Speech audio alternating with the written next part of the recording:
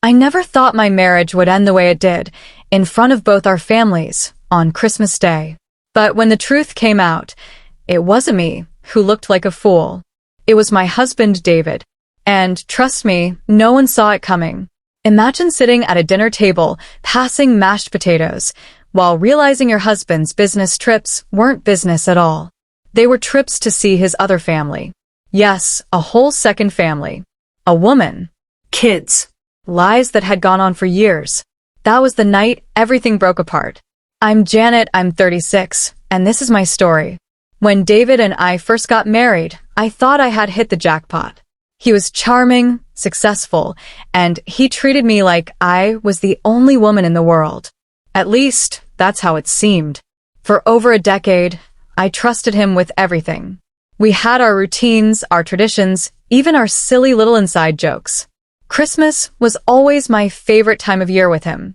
We'd decorate the tree together, drink wine while wrapping gifts, and talk about how lucky we were.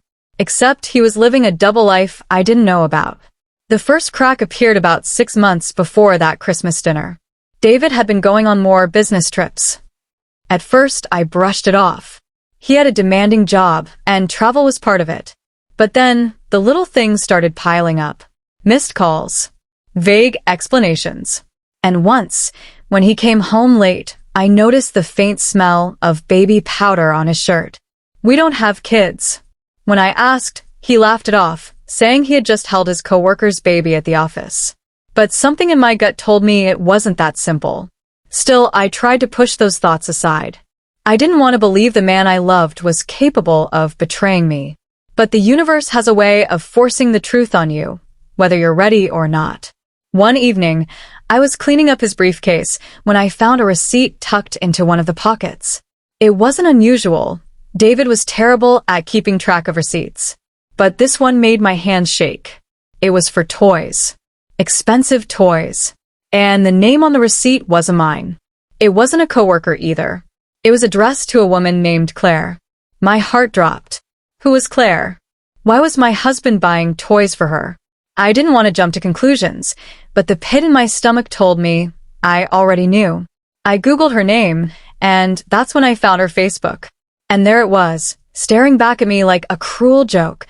David, holding a toddler, standing next to a smiling woman. My husband, her partner, their child. I can't even describe the feeling. It was like the air was sucked out of my lungs. My hands went cold. My world spun. I wanted to scream, to throw the laptop across the room, but I couldn't. I just sat there, staring, scrolling through photos that went back years. Pictures of birthdays, holidays, vacations. My husband smiling, looking happier than he ever looked with me. Can you imagine?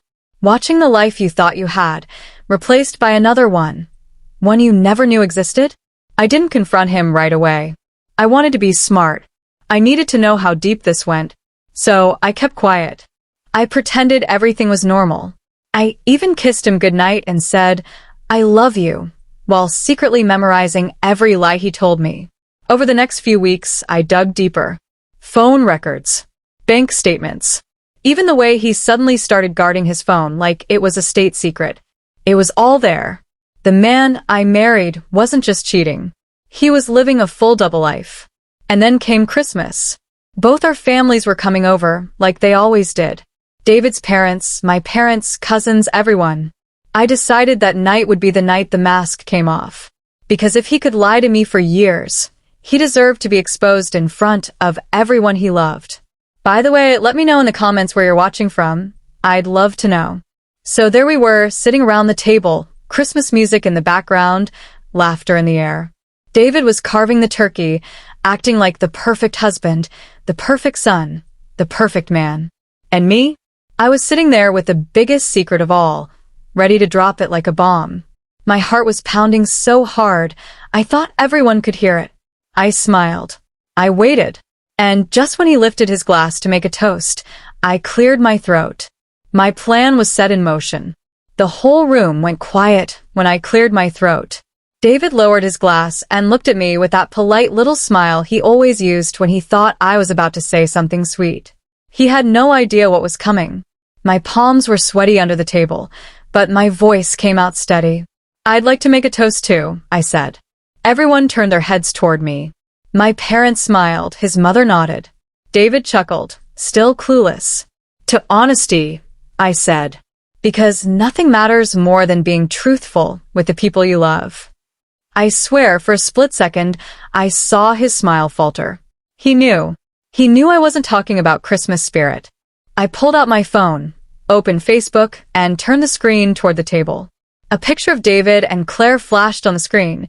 David holding a little boy, Claire smiling proudly. My voice shook, but not from nerves, from rage. "This," I said, "is my husband. And apparently, he's also Claire's husband. And that little boy, that's his son. His other son." The silence was deafening. Forks froze in midair. My mother gasped. His father's face turned red. And David? He looked like the floor had been ripped out from under him. "Janet, let's not do this here," he whispered, leaning toward me. His face was pale, his hand trembling. But I wasn't done. I pushed my chair back, stood up, and held the phone higher so everyone could see. "No, David. We're doing this here. In front of everyone. Because you lied to me. You lied to all of us. For years. Can you believe that?" "Because I almost couldn't," his sister muttered. "Oh my God." My father stood up, furious, demanding an explanation. David stammered, tried to spin it, but there was no spinning out of this one. The evidence was right there, smiling in holiday pictures with Christmas trees that weren't mine. And then, as if the universe wanted to twist the knife, my front doorbell rang. I didn't plan this part, but fate clearly had a sense of humor. Guess who it was? Claire. She stood there, holding a gift bag, with their child clutching her hand.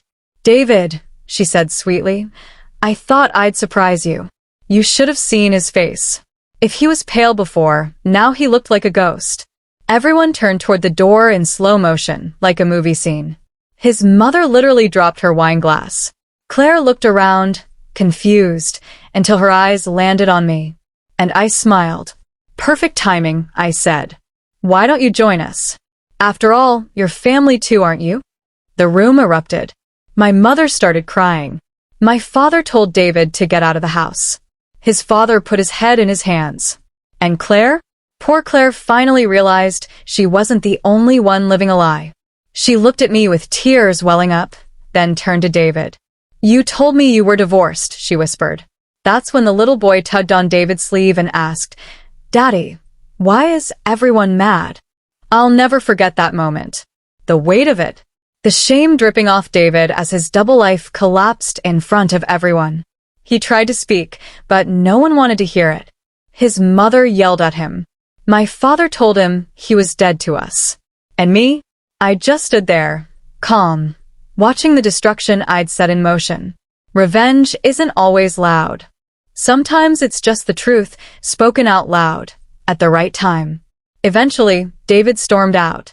Claire followed, crying, carrying their child. The door slammed shut. The house was silent, except for the crackling fire. I sat back down at the table, took a sip of wine, and said, "Merry Christmas, everyone." The days that followed were messy.